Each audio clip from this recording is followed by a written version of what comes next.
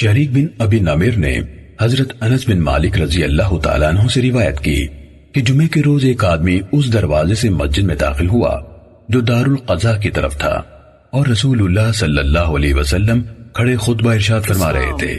اس نے کھڑے کھڑے رسول اللہ صلی اللہ علیہ وسلم کی طرف رخ کیا، پھر کہا، اے اللہ کے رسول صلی اللہ علیہ وسلم، مال مویشی ہلاک ہو گئے اور راستے منقطع ہو چکے، اللہ تعالیٰ سے دعا فرمائے کہ وہ ہمیں بارش عطا کرے۔ اس پر رسول اللہ صلی اللہ علیہ وسلم نے اپنے دونوں ہاتھ اٹھا دیے، پھر کہا، اے اللہ ہمیں بارش عنایت فرما، اے اللہ ہمیں بارش عنایت فرما، اے اللہ ہمیں بارش سے نواز دے۔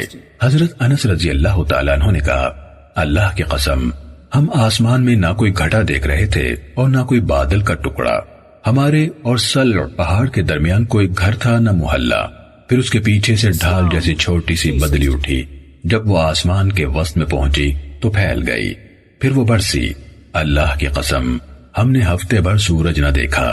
پھر اگلے جمعے اسی دروازے سے ایک آدمی داخل ہوا، رسول اللہ صلی اللہ علیہ وسلم کھڑے خطبہ ارشاد فرما رہے تھے۔ اس نے کھڑے کھڑے آپ صلی اللہ علیہ وسلم کی طرف رخ کر کے کہا، اے اللہ کے رسول صلی اللہ علیہ وسلم، بارش کی کثرت سے مال مویشی ہلاک ہو گئے اور راستے بند ہو گئے، اس لیے اللہ تعالیٰ سے دعا فرمائے کہ وہ ہم سے بارش روک لے۔ اس پر رسول اللہ صلی اللہ علیہ وسلم نے دونوں ہاتھ اٹھا دیے، پھر فرمایا، اے اللہ ہمارے ارد گرد بارش برسا، ہم پر نہیں، اے اللہ پہاڑیوں پر، ٹیلوں پر، وادیوں کے اندر، ندیوں میں اور درخت اگنے کے مقامات پر برسا۔ کہا، فوراً بادل چھٹ گئے اور ہم مسجد سے نکلے تو دھوپ میں چل رہے تھے۔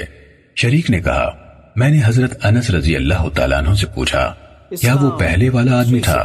انہوں نے جواب دیا، میں نہیں جانتا۔ صحیح مسلم حدیث نمبر 2078۔